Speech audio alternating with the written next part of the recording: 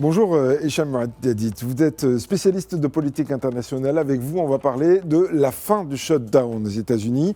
On a vu cette image tout à l'heure de Donald Trump qui a exhibé sa signature de ce projet de loi qui met fin au shutdown, mais provisoirement, parce que, le Congrès, dernièrement, et auparavant les sénateurs, se sont mis d'accord pour prolonger le budget de l'État fédéral, mais jusqu'au mois de janvier. Ça veut dire que la discussion va devoir continuer. Le shutdown est terminé, c'est ce qu'on dit aujourd'hui, mais en fait, pas tout à fait.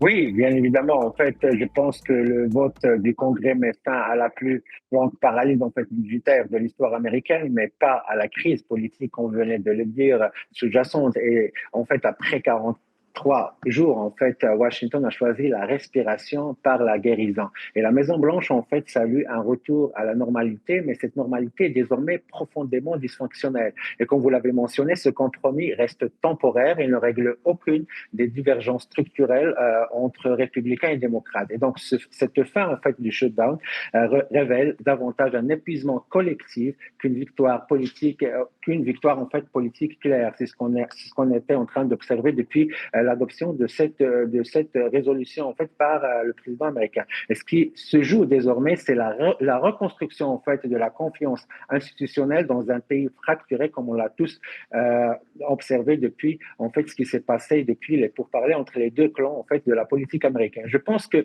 la Chambre, en fait, de représentants, en fait, a adopté le texte avec justesse de 122 voix contre 29, ce qui montre un symbole d'un pays, en fait, coupé en deux blocs irréconciliables et ce qui envoie une image d'une fracture politique vraiment à l'extérieur. Je pense que le président, en fait, républicain de la Chambre, Mike Johnson, s'est présenté en sauveur, en fait, de la nation, une posture plus morale que politique. Et les démocrates, eux, ont accepté ce qu'on appelle au contre-corps, en fait, un compromis qu'ils jugent déséquilibré.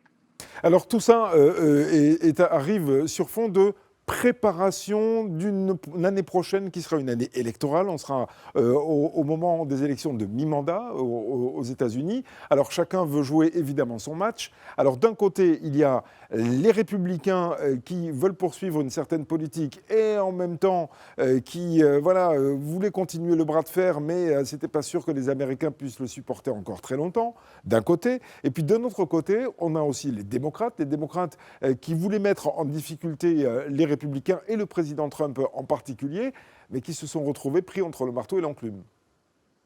Oui, ben vous avez raison. En fait, les démocrates ont crise stratégique, c'est ce qu'on a observé. Le Parti démocrate sort affaibli. En fait, il a mis la fin à la paralysie sans obtenir en fait ses principales revendications. Et les sénateurs qui ont voté le texte sont accusés par leur base d'avoir capitulé en fait après des victoires électorales locaux prometteuses. Et le leadership en fait des démocrates n'a pas réussi à transformer en fait la colère sociale en levier de négociation. Et Hakim en fait tente de sauver la face en promptant un futur vote sur le Obamacare, comme on l'a tous constaté, c'est une promesse sans garantie réelle aussi. Et le parti en fait démocrate ou le parti des démocrates en fait est pris entre deux logiques, la gouvernementalité ou une gouvernementabilité en fait institutionnelle et la activité sociale. Et à long terme, cette ambivalence, en fait, pourrait miner sa crédibilité avant les prochaines présidentielles, comme vous venez de le mentionner. Maintenant, pour ce qui est des républicains, je pense que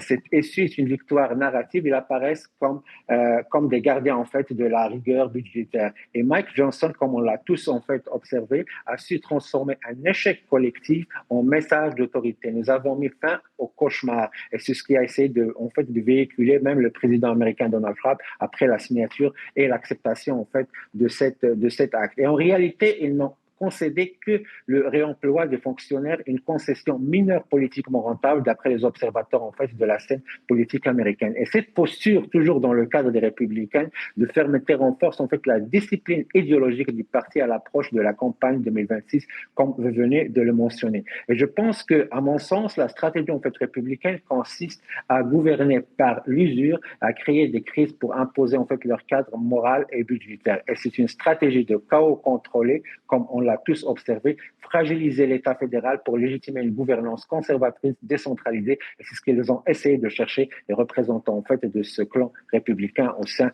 de cette chambre de représentativité législative. Oui, alors comment ressortent aussi les démocrates de toute cette affaire?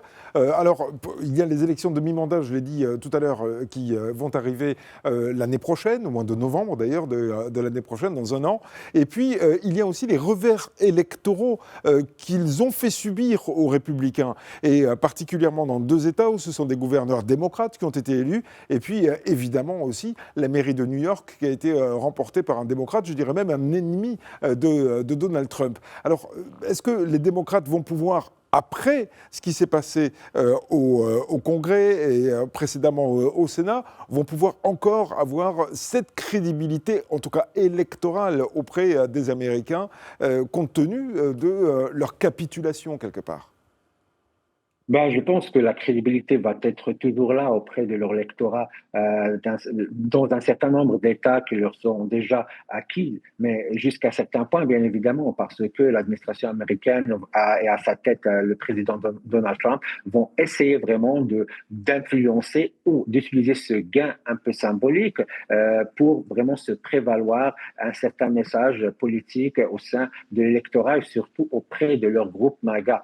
Et je pense aussi que ce qu'on a vécu, c'est un symptôme en fait d'épuisement du modèle institutionnel américain jusqu'à certains points. Et ce shutdown, en fait, est la preuve d'un dysfonctionnement systémique et le budget est devenu un instrument de guerre politique entre le clan républicain et le clan démocrate. Et je pense que les institutions conçues pour équilibrer le pouvoir sont désormais en fait utilisées pour le bloquer. C'est ce qu'on a tous en fait constaté depuis 43 jours. Et je pense que les systèmes en fait des checks and balances est détourné en check and balance pour bloquer en fait pour exister. C'est ce que les républicains ont essayé d'utiliser pour fragiliser l'image en fait des démocrates. Et l'Amérique aujourd'hui, on peut le dire, paye le prix d'une hyper-présidentialisation face à un congrès éclaté. Et c'est ce qui va vraiment jouer comme vraiment majeur en fait au sein d'une élection locale prochaine qui pourrait vraiment mettre en cause que ce soit en fait le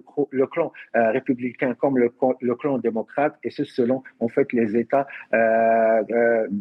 selon en fait l'État en vigueur dans laquelle vont se passer en fait ces élections. Et je pense que cette logique en fait de confrontation permanente détruit la gouvernabilité au sens européen du terme. Et les États-Unis aujourd'hui ne manquent pas de moyens financiers, mais des maturités politiques collectives. Et c'est ce qu'on a tous observé à travers cet exercice qui a été très dur et qu'ils n'ont jamais vécu depuis vraiment un certain nombre d'années, voire même dans leur histoire politique depuis l'existence de cette rivalité entre les républicains et les démocrates.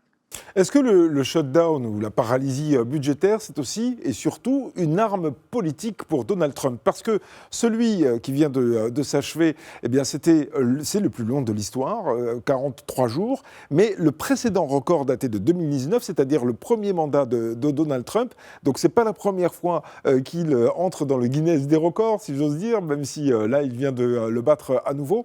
Donc est-ce que pour le chef de la Maison-Blanche, Donald Trump en particulier, c'est une arme politique, ce shutdown?